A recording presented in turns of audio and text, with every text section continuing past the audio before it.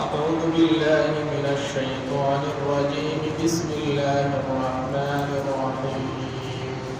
وبشر الذين آمنوا وعملوا الصالحات أن لهم جنات تجري من تحتها الأنهار كلما رزقوا منها من ثمرة رزقا قالوا هذا الذي رزقنا من قبل وأتوا به متشابها ولهم فيها أزواج مطهرة وهم فيها خالدون صدق الله العظيم. سورة بقرة دریم نمبر رکوع او پنځشتم آیت ہے. مخکې الله تعالی خپل بندگانو ته د عبادت حکم ورکو چې ټول څومره زما بندگان یې تاسو د خپل رب عبادت کوئ. بیا یې هغه د عبادت وجب ذکر کړه چې عبادت ولې کوئ. نو چونکې وی فرمایي چې الله تعالی تاسو له احسانات په تاسو باندې کړي دي. بیا هغې نه پس کفارو په قرآن مجید کې شک کوو چې دا د رب د طرف نه دی بلکې دا د بشر کلام دی. نو الله تعالی ورته چیلنج ورکړو چې بالفرض تاسو وایئ چې دا د بشر کلام دی نو تاسو د دې کلام په شان یو صورت راوړئ. خو هغې ونه کړه هغه شان. نو چې ونه کړه نو ظاهره خبره ده بیا د هغې لپاره کفارو لپاره جهنم عذاب دی. مخکې بیا د هغه کفارو په مقابله کې مؤمنین دي چې هغه هر څه برداشت کوي. نو الله تعالی وایي چې مؤمنانو ته چې تاسو مه خفه کېږئ، تاسو ته د جناتو او د باغاتو او د جنتونو خوشخبریانې درکول کېږي. نو الله تعالی فرمایي وبشر الذین خوشخبري ورکړه هغه کسانو ته آمنو چې ایمان یې راوړی دی وعملوا الصالحات او نیک کارونه کوي یا نیک کارونه کړي دي ان لهم چې د هغې دپاره جنات باغات دي تجري چې بهیږي باد من تحتها لاندې د هغې نه الانهار نهرونه. باغات به یې ډبره او باغات دي او لاندې به چینې او نهرونه ورېږي. تاسو به کوکات هغه وادي ولې ښایسته ده خو خوا او شا دی چې دی هغه باغات دي او دا نختر ونې دي او ښایسته شینکي دي او په منځ کې یو ښایسته پټه ودېره او هغه نیر پکې ودرېدی غوړ او سیلاب پکې ودرېدی. نو دغه شان الله تعالی یو مثال تاسو درکوي. په جنتونو کې هم دغه شان دا خو یو وړوکی غوندې الله په دنیا کې یو مثال درکړی دی. جنت خو به د هغې نه په 1000 ګونه بهتر دی. نو دلته چې سړی لاړ شي خوشحاله وي نو چې په جنت کې به څومره بیا خوشحالیانې د هغې ښایست ته به چې دی د انسان سترګې حیرانه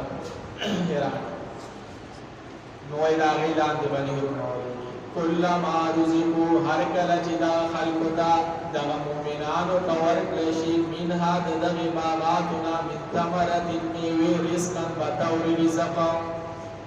قالو نو دوی به وایي هذا الذي رزقنا دا خو موږ ته راکړی شوي وو من قبل د دې نه مخکې یعنې داسې خو موږ ته په دنیا کې هم راکړی شوي وو او دلته هم راکړلی شو. واتو او دوی ته به ورکړی شوي وبه متشابها متشابه او یو شان دوی ته به هغه فروټ او میوې ورکولی شوي. یعنې یا خو مطلب دا دی چې دنیا کې څنګه دا میوې دي امونه دي مڼې دي د دې په شان به هلته ورکولی کېږي خو د هغې ذایقې به بدلې د هغې ذایقې به ښایسته وي. بل مطلب دا دی چې په جنت کې به هغې ته بالکل متشابه او یو شان فروټ ورکولی کېږي یعنې په رنګ او د هغه کې خو به یو شان وي خو چې په سایز کې خو چې هغه بیا په خوراک کې وګوري نو هر یو به د بل نه په ذایقې کې بدل وي. نو دغه مطلب دی دلته چې اتو به متشابها یا خو دنیاوي تشابه مراد دی او یا د اخروي هغه چې د جنت تشابه او مشابهت مراد دی. بل نعمت وایي چې بل نعمت به هم وي یوازې به دا نه چې میوې به ورکولی کېږي ولهم فيها او د دې مؤمنین مؤمنانو د پاره په دې جناتو کې ازواج بیبیان مطهرات پاکي څنګه وي پاکي بیبیان وي پاکي بیبیان وسنګي یعنی څنګه ظاهري نجاست وي دا غنه هم پاکي چې د میاشتې کومې بیماریاں راځي یا د خزو نور کومې بیماریاں ظاهري تور باندې دا غنه هم پاکي او کوم باطنی تور بیماریاں اخلاق رزیله شو د خزو هغه نه به پاکي یعنی با اخلاق وي با کردار وي او ور سره سره با پاک صفائی ٹھیک شو کنه نو ولهم فيها او د مؤمنین د پاره به فيها پدې جناتو کې ازواج بیبیان مطهرات پاکي وهم فيها خالدون او دا مؤمنان په دې جنتونو کې همیشه د پاره یعنی دا نه ده چې یو زید لاړې او یار دې نه خو به زه یو ورځ بعد څومره ښایسته ځای دی کاش دلته مې کور وی داسې خلک وایي که نه کاش د جنورۍ او د جون جولای او اګست میاشت کې مې دلته تېرولی او دلته څه وخت دپاره او مړه دا خو به زه ځم بله هلته په جنتونو کې دا نه هلته به همیشه دپاره چې دی انسان په هغه کې به ځان له مزې کوي بس لکه به دا کټکه نه چې نن وځم کال بس وځم 15 کاله بس 1500 زر او دا پکې نشته بس اوسېږه مخکې الله تعالی فرمایي ان الله بېشک الله تعالی لا یستحي شرمېږي نه ان یضربا چې بیان کي مثلا یو مثال ما بعودتن د ماشي فما فوقا یا د هغې نه اوچته دې کفارو بدای اعتراض کوو چې دا څنګه قرآن دی دا څنګه د الله کتاب دی الله تعالی خو لوی ذات دی او هغه خو لوی شان لري پکار دا چې د قرآن مجید کې دا واړه واړه مثالونه نه پیش کړي لوی ذات سره خو دغه ښه ښایي چې هغه لوی مثالونه پیش کړي